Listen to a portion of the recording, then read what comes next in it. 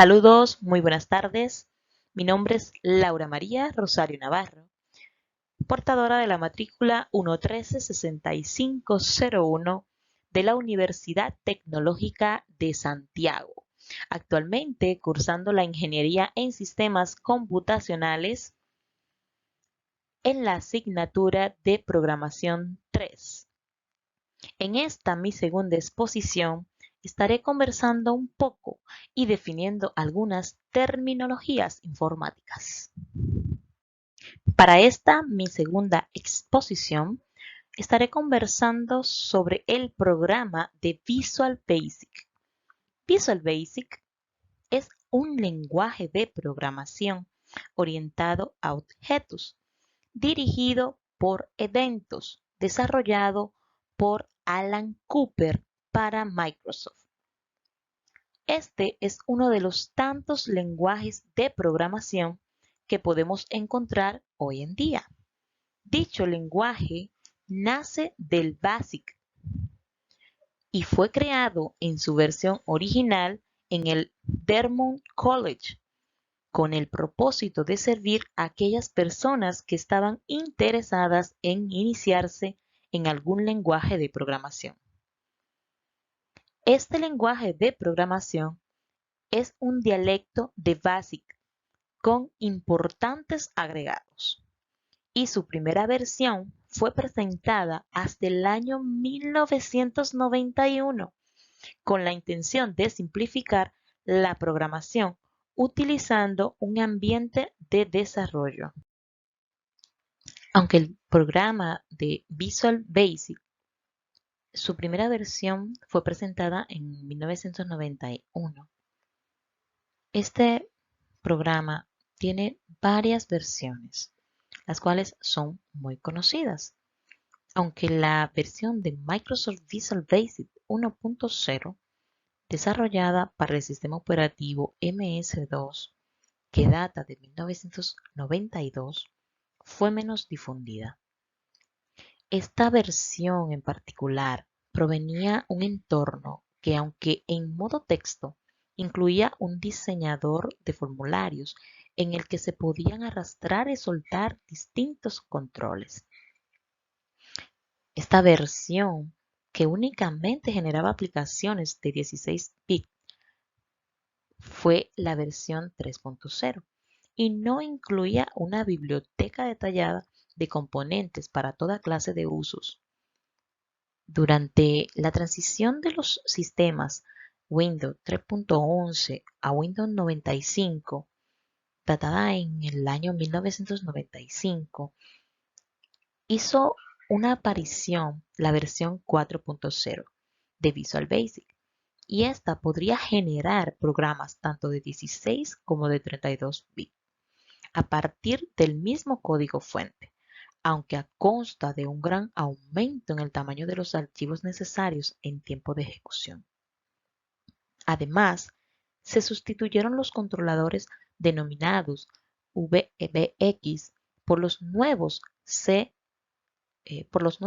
OCX, con la versión siguiente a esta, es decir, con la versión 5.0 se estuvo a punto de implementar por primera vez la posibilidad de compilar a código nativo, obteniendo una mejora de rendimiento considerable.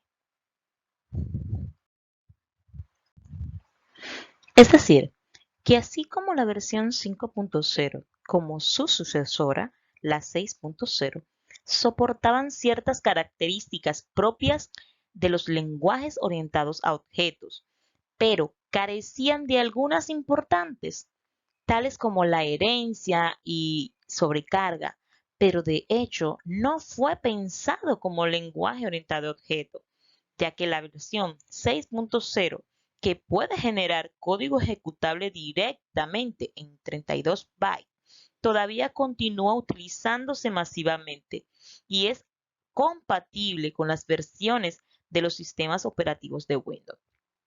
Es decir, que Visual Basic evolucionó para integrar la plataforma .NET y allí, lamentablemente, perdió su propia identidad como lenguaje único adquirible, pasando a integrar un paquete de productos llamado precisamente Microsoft.NET. Dentro de este paquete o framework se encuentra el nuevo llamado Visual Basic.NET, que trabaja sobre el entorno de Microsoft Visual Studio.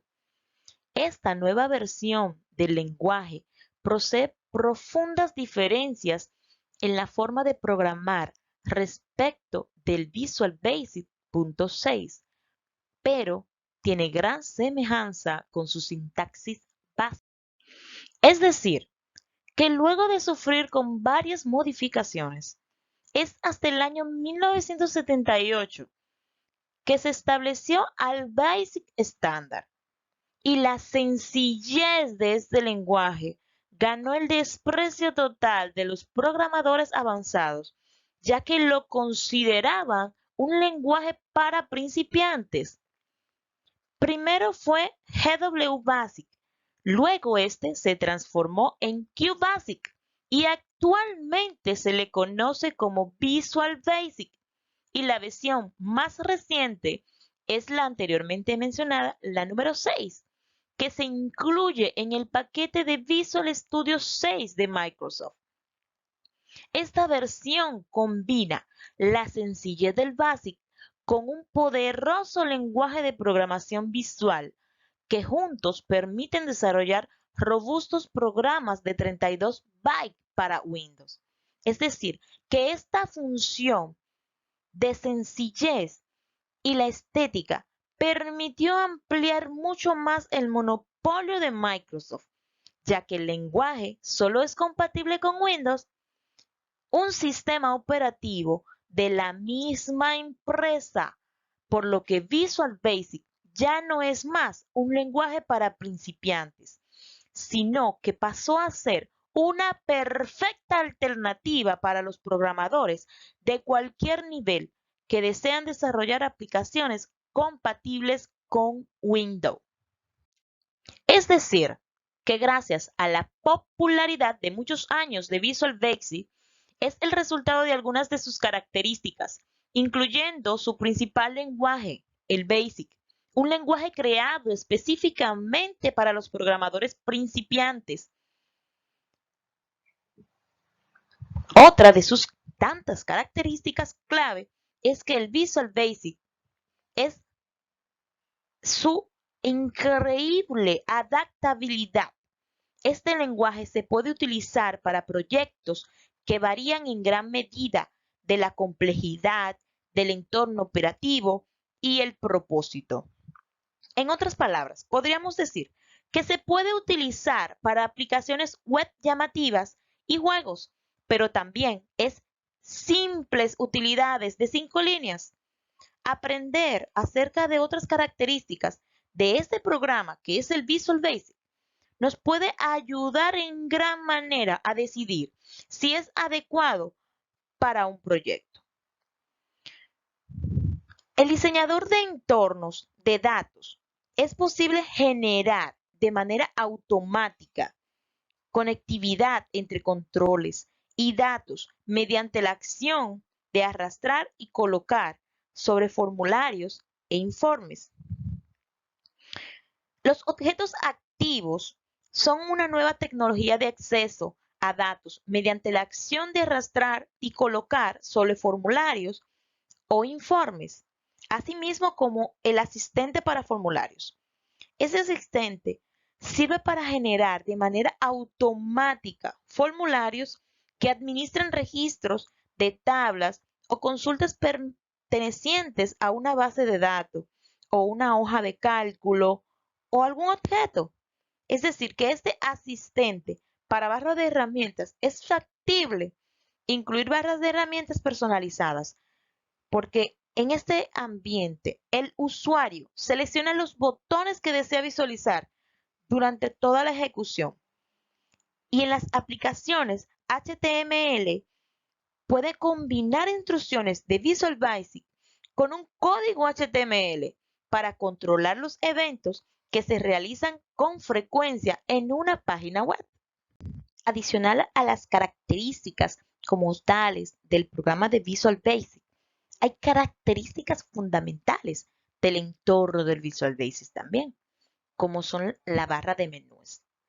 Esta barra agrupa los menús desplegables que contienen todas las operaciones que pueden llevarse a cabo en el Visual Studio 6.0. La barra de herramientas estándar, la cual contiene todos los botones que se utilizan con mayor frecuencia cuando se trabaja con un proyecto. Este simplifica la elección de opciones de los archivos, edición, ver y ejecutar. Además, en el área derecha presenta la ubicación y el tamaño del objeto seleccionado. En su barra de formularios, la cual es el área donde se diseña la interfaz gráfica, es decir, es donde se inserta el elemento gráfico como botones, imágenes, casilla de verificación, cuadro de listas, entre otros. En el cuadro de herramientas se presentan todos los controladores necesarios para diseñar una aplicación, como cuadros de textos, etiquetas, cuadros de listas, botones de comandos, entre otros. En su ventana de proyecto, muestra los elementos involucrados en el proyecto como tal, como los formularios, los módulos, los controladores. Es decir, que cada elemento puede seleccionarse en forma independiente para su propia elección. En la ventana de exposición del formulario, podemos ver la ubicación que tendrá el formulario en la pantalla cuando ejecutemos la aplicación. Y esta ubicación puede cambiarse si se hace clic en el botón izquierdo del mouse. En su ventana de propiedades, nos muestra todas las propiedades del control actualmente seleccionado. En el Visual Basic también utilizamos los datos, ya que en este lenguaje de programación se cumplen las normas del .NET, tienen muchas cosas en común, y una de ellas es el conjunto de tipos de datos, ya sean tipos de datos o tipos de parámetros, que dependerán de la necesidad que se presenta al programador, ya que pueden ser parámetros por valor byte o parámetros por referencia. En el caso de parámetros por valor, los tipos por valor no pueden tener valores nulos. Cuando se necesita obtener el valor o contenido de una variable original o local de una función en otra función, se produce una copia de la variable original hacia el argumento formal de una función receptora, a diferencia de los parámetros de referencia, en los cuales la referencia indica trabajar sobre la dirección de memoria que ocupa el parámetro o variable original. Como podemos ver aquí, se muestran algunos de los tipos de datos de Visual Basic.NET y sus intervalos de valores, como el boolean, el byte, el integer, el long, el single, double, el current, el tipo string y el tipo dato. Obviamente hay más, pero solo es mencionado estos 9. Por ejemplo, en el caso del dato boolean, este puede contener dos valores, como true o false, es decir, verdadero o falso. En el tipo de dato byte, los números enteros positivos no mayores de 251. Y así sucesivamente todos los demás. ¿Y el Visual Studio tiene plantillas? Pues claro. Las plantillas de proyectos y elementos proporcionan códigos auxiliares reutilizables que ofrecen a los usuarios códigos y estructuras básicas que pueden personalizar para sus propios fines. Es decir, que al instalar Visual Studio se instalan automáticamente una serie de plantillas de proyecto y elementos predefinidas, y estas plantillas, como las plantillas de aplicación web, ASP.NET y biblioteca de clases, están disponibles para que sean elegidas al crear un proyecto. Estas plantillas de elementos tales como archivos de código, archivos XML, páginas HTML y hojas de estilo se muestran en la ventana Agregar nuevo elemento. Estas plantillas proporcionan a los usuarios un punto de partida para empezar a crear proyectos o ampliar proyectos actuales. Las plantillas de proyectos proporcionan los archivos necesarios para un tipo de proyecto determinado e incluyen referencias de ensamblado estándar y establecen propiedades de proyectos y opciones de compilador predeterminadas. Las plantillas de elementos pueden abarcar desde un único archivo vacío con una determinada extensión de archivo hasta varios archivos de código fuente con código auxiliar.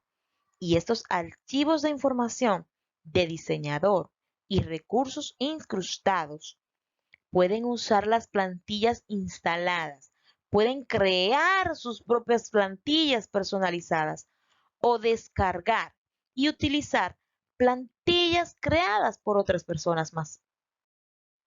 Bien, ¿y cuál es el contenido de una plantilla? Bueno, una vez que todas las plantillas de proyectos y elementos ya están instaladas en Visual Studio o las hayamos creado, funcionarán según los mismos principios y tienen contenido similar. Todas las plantillas contienen los siguientes elementos. Número 1. Los archivos que se van a crear al usar la plantilla. Estos archivos incluyen archivos de código fuente, recursos incrustados y archivos de proyecto. Número 2. Un archivo .vs-templates que contienen los metadatos necesarios para crear un proyecto o un elemento a partir de la plantilla y para mostrar la plantilla en la página Crear un proyecto y en el cuadro de diálogo Agregar nuevo elemento. Además, cabe destacar que cuando estos archivos se comprimen en un archivo zip y se colocan en la carpeta correcta, Visual Studio los muestra de forma automática en dos ubicaciones. En las plantillas de proyectos aparecerán la página Crear un proyecto y en las plantillas de elementos aparecerán en la ventana de agregar un nuevo elemento. Siendo este un programa como tal, en él están comprendidos también lo que son los comandos por consola, donde los comandos de consola, en este caso vendrían siendo el read, el writeLine, el write, el writeLine, los cuales son aquellos que sirven para leer valores del teclado y mostrarlos en pantalla. Es decir, que si utilizamos el comando read, su función sería capturar o leer el dato que el usuario ingresó. A su vez, si utilizamos el comando writeLine, capturaríamos o leeríamos el dato que el usuario ingresó, pero a la vez, este comando hace un cambio de línea al terminar de leer el dato. Sin embargo, si utilizamos el comando write, este comando mostraría el texto y los datos calculados o capturados en pantalla. A diferencia del comando writeLine, el cual nos permite mostrar ya sea una cadena de texto o un dato numérico y a la vez hace un cambio de línea después de haber mostrado el dato.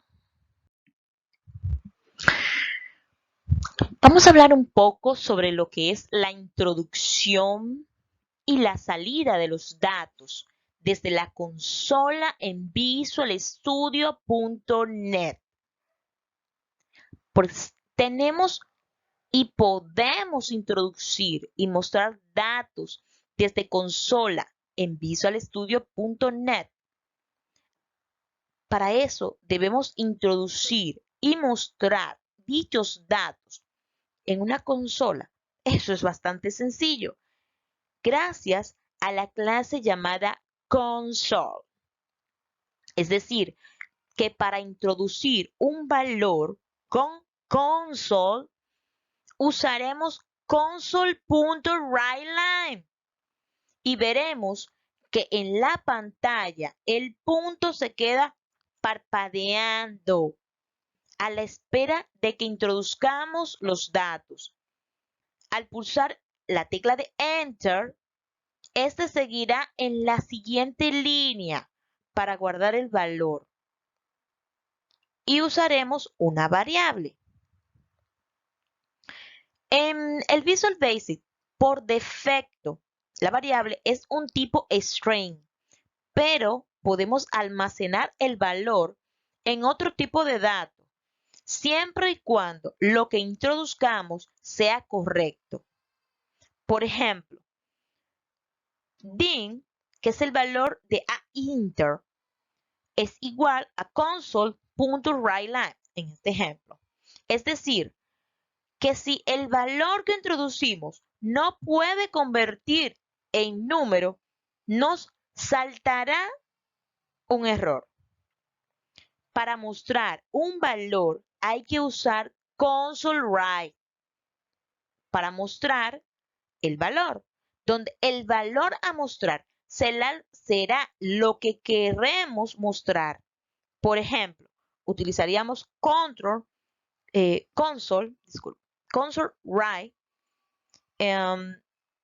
y la palabra que queríamos mostrar. En este caso, pondríamos hola mundo. Si queremos que dé un salto de línea automáticamente, usaríamos console.writeLine, valor a mostrar. Si queremos concatenar algún valor con el texto mostrado, usaríamos simplemente el operador y.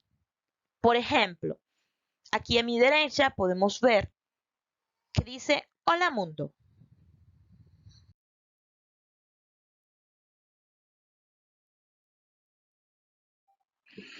Librerías del Visual Basic. Bueno, fuera de los archivos mencionados, también hay algunos otros que tienen tanto o más importancia que los anteriores, pero que no se manejan desde el explorador de proyectos. Es decir, no tienen una administración tan directa desde el entorno visual. En este caso nos estamos refiriendo a las librerías. En Visual Basic hay dos grandes clasificaciones para las librerías. Clasificación número 1, aquellas que son gráficas, y clasificación número 2, aquellas referidas a funciones encapsuladas. Trataré de explicar un poco sobre las estructuras condicionales, ya que las estructuras condicionales son aquellas estructuras que nos permiten ejecutar una serie de instrucciones si cumple una determinada condición que nosotros le indiquemos. Es importante que recordemos que la condición debe dar un resultado booleano, por lo que lo más normal es usar operadores relacionales y operadores condicionales. Tenemos varios tipos de estructuras condicionales. Entre ellas está el if, el cual le indicamos una condición. Si esta es verdadera, se ejecuta. Si no es verdadera, no se ejecutará, pues debe cumplir con las instrucciones y se suele traducir como si dijéramos, si se cumple esta condición, haz esto. Si no se cumple, pues no lo va a hacer, simplemente. Solamente lo hará si se cumple la condición. Su sintaxis Por ejemplo, sería if condición de, es decir, va a relacionarse y ejecutar solamente esa condicional si se cumple, o sea, verdaderamente. Ahora bien, donde colocamos la condición, podemos colocar una variable booleana, ya que su valor puede ser verdadero, pero también puede ser falso si hemos indicado así la variable. En el caso de if, else, es como el anterior, solo que después de cerrarse la llave del if, se añade el else sin indicarle ninguna otra condición. Esto sirve para que si la condición del if no es verdadera, pueda ejecutar otras instrucciones que estarán dentro de if. Y se suele traducir como si se cumpliera esta condición, haz esto. Y si no se cumplió, haz esto. Es decir, o hace una cosa, si no se cumplió, hace la otra. Aquí vemos un ejemplo.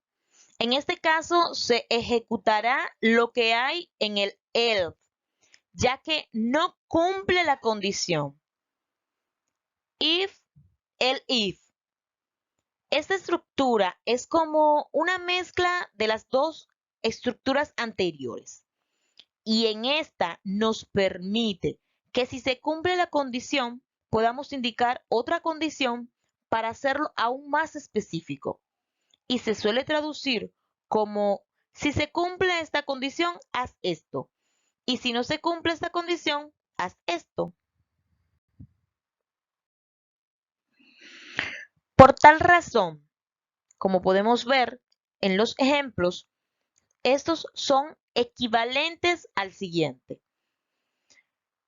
En este caso, vemos aquí dos ejemplos. Esto es lo que se conoce como if anidados. Podemos anidar tantos if como queramos. Ahora bien, si queremos hacer una selección o una estructura ya más condicionada de muchas secciones, por así decirlo, podemos utilizar a select, ya que select es una estructura condicional de selección múltiple, donde le damos un valor y este puede ser una variable y una lista de casos.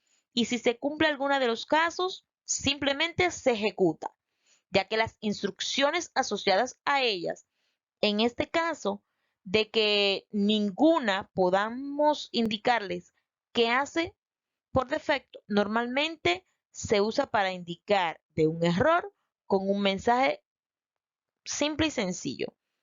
Y su sintaxis viene siendo esta. Es decir, se selecciona un valor o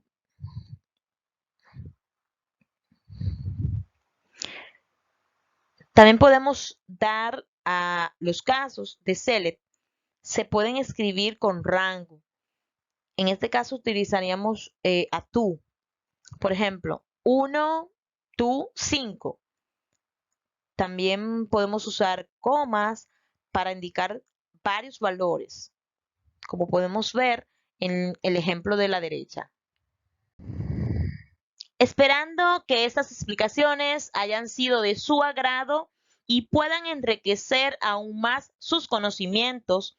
Gracias por la atención brindada a esta mi segunda exposición. Espero nos veamos más adelante con más contenido. Recuerden ustedes que como estudiante aún sigo aprendiendo cada día más. Si tienen algún comentario, me lo pueden dejar aquí debajo. Pues voy aprendiendo de ustedes y ustedes conmigo. Gracias.